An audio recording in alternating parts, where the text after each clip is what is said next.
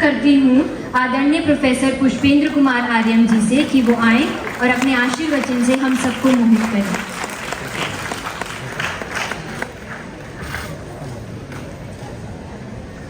ओम तच्छुवादेवहितं पुरस्ताचुक्रमुच्चरत् पश्चिम शरदः शतं जीवेम शरदः शतं गम् शृणुयाम शरदः शतं प्रब्रवाम शरदः शतं दीनः श्याम शरदः शतं भूयश्च शरदः शतः। अविनाश सिंह अलग, जो अलग ही हैं, और कहां से शुरू करें इस वृतांत को और कहां पर इसमें विराम लें। मई 2001 की बात है ये, शायद मई 2001 में मेरे पास एक फोन आता है अविनाश सिंह अलग का,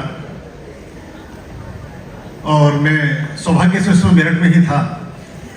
तो कहते हैं कि ऐसा ऐसे प्रोजेक्ट हम सोच रहे हैं और इस तरह का हमें काम करना चाहते हैं, उसके लिए क्या हमें नाम रखना चाहिए, क्या उसको हम सोचें कि उसको क्या नाम दें। उसमें कुछ नाम हमने सोचे और उन नामों में एक नाम चयनित ये हुआ कि उसका नाम ज्ञानोदय रखा जाए, क्योंकि ये असल में तो ज्ञान का ही उदय है और पूरी दुनिया में उस ज्ञान की रोशनी पहुंचे, वही उसका एक उद्देश्य भी था। तो मुझे प्रसन्नता इस बात की ये है कि उस नामकरण की जिम्मेदारी मुझे मिली, और ये जो ज्ञानोदय आज मैं देख रहा हूं, इसके जो पंख हैं वो विस्तारित हैं विश्व तक। ना सिर्फ भारत में, भारत के बाहर के देशों में भी लोग इस गतिविधि से प्रभावित हो रहे हैं, इसको देख रहे हैं, समझ रहे हैं और जान रहे हैं, और कोशिश कर रहे हैं कि किस तरह से हम इसमें अपना सहयोग दे सकते हैं, कैसे इस चीज को आगे बढ़ाया जा सकता है। अमित अग्रवाल जी ने बड़ी अच्छी बात कही कि हम अच्छा है कि हम किसी बात को कहें तो एक दिया हम प्रदीप्त करें, वो अपना एक योगदान होता है, वो चीज आगे बढ़ती है। और एक दीपक से हम 1000 दीपक जगा सकते हैं। एक हेलोजन से एक 0 वाट का बल्ब भी हम नहीं जला सकते। तो दिया जो ये अप्प दीपो भवा, जो भगवान बुद्ध का एक संदेश है, उसकी मिसाल है सब बच्चे। और मुझे ध्यान आता है, राणा जी यहाँ बैठे हैं और अवनीश अवस्थी उस समय यहाँ जिला मजिस्ट्रेट थे, जिलाधिकारी थे मेरठ में, और जो पहली वाटिका रखी गई 9 सितंबर 2001, शायद जो मुझे डेट याद आती है, मैं राइट और रॉन्ग, शायद 9, हाँ ऐसा ही कुछ सितंबर का महीना था। तो जब उसमें हम वहां पहुंचे तो मैंने देखा कि किस तरह का वातावरण था, और कोई भी वहां का जो स्थानीय निवासी था, जो बच्चे वहां रहते थे, जो उनके पेरेंट्स वहां रहते थे, वो चाहते ही नहीं थे कि उनके बच्चे पढ़ें, वो चाहते नहीं थे कि उनके बच्चे पढ़ें। लेकिन एक पीड़ा ये थी, एक दंश ये था कि उन बच्चों को कोई भी स्कूल अपने यहाँ शामिल करना नहीं चाहता था, कोई भी स्कूल उन बच्चों को अपने बच्चों के साथ बैठाना नहीं चाहता था, और वो बच्चे ऐसे पढ़ नहीं सकते थे। फिर उनके पास 2 ही रास्ते थे कि या तो वो अपराध करें, या वो एक ऐसी निरक्षर और अंधकार में दुनिया में का हिस्सा बन जाएं, इसमें सिवाय निराशा, कुंठा, हताशा, आत्महत्या, परेशानियां, अपराध के अलावा कुछ भी नहीं। तो ये सिर्फ ज्ञान का प्रसार नहीं है, ये ज्ञान का उदय नहीं है, ये बहुत सारी अज्ञानता का पराभव भी है, ये बहुत सारी समस्याओं का पटाक्षेप भी है, ये बहुत सारे ऐसे शूलों का उन्मूलन है जो समाज के लिए एक जीता जागता दंश बन सकते थे। जो अपराधी बनते वो बच्चे अब शिक्षित बन रहे हैं, वो बच्चे शिक्षक बन रहे हैं, वो प्रोफेशनल्स बन रहे हैं। वो एक बच्ची एडवोकेट अभी यहाँ खड़ी हुई थी, दूसरा बच्चा होटल मैनेजमेंट का मैनेजर यहाँ खड़ा हुआ था, तीसरी बच्ची IAS का एग्जाम दे चुकी है। एक छोटा सा पौधा अगर लगे, एक छोटा सा बीज अगर बोया जाए, उस बीज को पता नहीं होता कि उसके अंदर वट वृक्ष है, और उस वट वृक्ष में से हजारों वृक्ष पैदा हो सकते हैं, हजारों बीज पैदा होंगे, और उन बीजों से फिर हजारों बीज पैदा होंगे, उन बीजों से फिर करोड़ों बीज पैदा होंगे। लेकिन बीज तो छोटा सा ही है, उसकी आकलन हम कर नहीं पाते।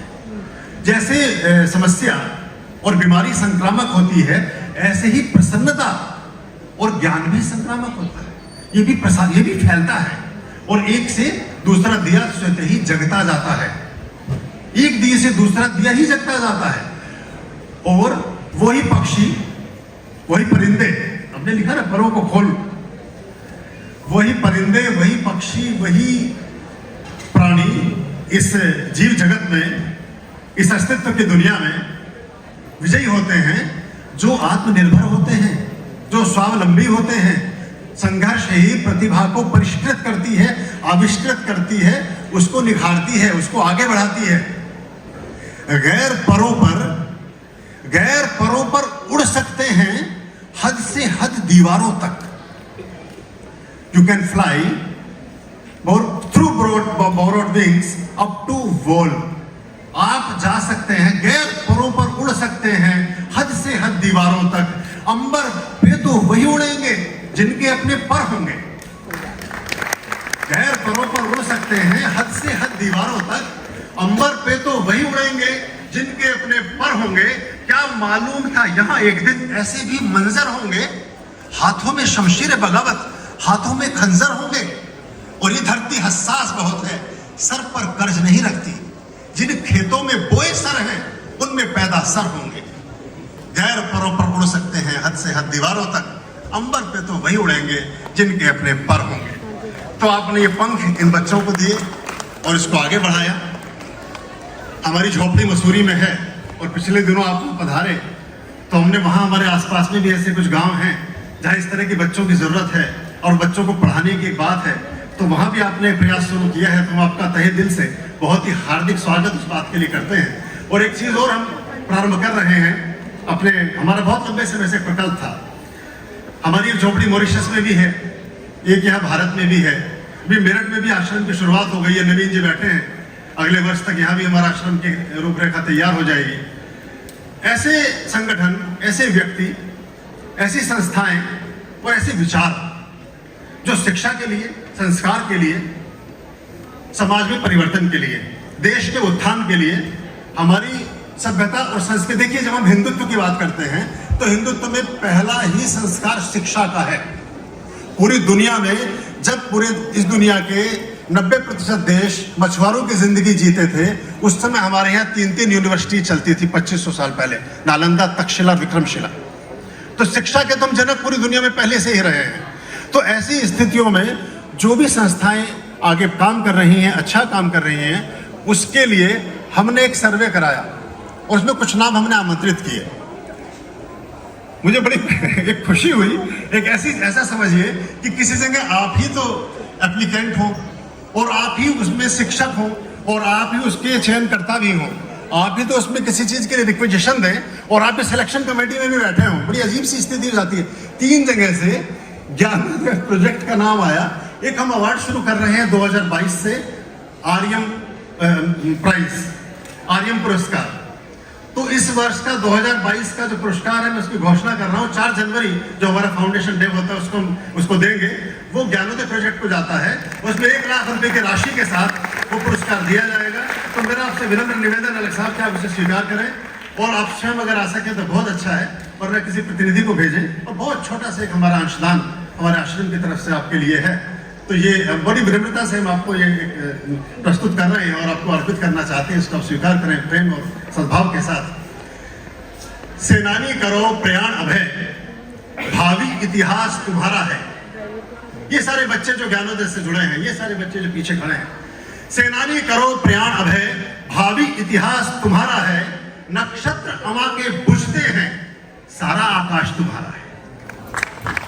बहुत आभार, बहुत धन्यवाद। एक बात और मैं कह के जाना चाहूंगा। मैं देख रहा था जब मैं आया कि ज्ञानोदय के बच्चों ने बहुत सारे ऐसे प्रोजेक्ट्स, ऐसी चीजें, ऐसे छोटे छोटे आर्टिकल्स और ऐसे आइटम्स बनाकर बाहर रखे हैं जो डिस्प्ले में लगे हैं। तो मैंने वहां पूछा, जो प्रतिनिधि खड़े थे, कि क्या ये एग्जीबिशन है या इसमें से खरीदा भी जा सकता है? तो वो बोल रहे थे कि इसको ले भी सकते हैं, इसमें बच्चों को मदद मिलेगी, उन बच्चों को सहायता होगी। तो हमारे यहाँ जो मैनेजमेंट में है, यामिनी जी, आप 100 आर्टिकल्स उनसे परचेज करें, यही उनको उनका भुगतान भी करें। और आप भी, नया साल आ रहा है, बहुत सारे ग्रीटिंग्स भेजते हो ना, बहुत सी चीजें दुनिया भर में भेजते हो ना, एक पोटली, एक पाउच, एक कोई आर्टिकल उन बच्चों को ले जाइए, कितनी जगह मुस्कुराहट आएंगी। इससे अच्छा नया साल क्या होगा? ओम नमः शिवाय। ज्ञानोदय जिंदाबाद, ज्ञानोदय, ज्ञानोदय।